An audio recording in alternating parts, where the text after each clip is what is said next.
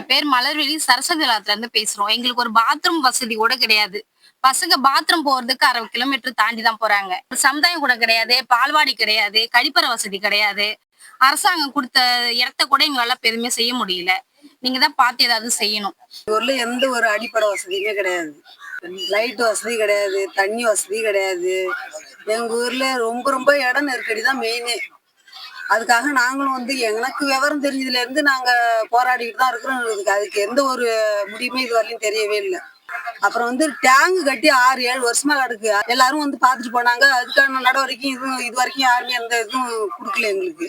எங்களுக்கு மெயின் இடப்பிரச்சனை ரொம்ப முக்கியமா இருக்கு.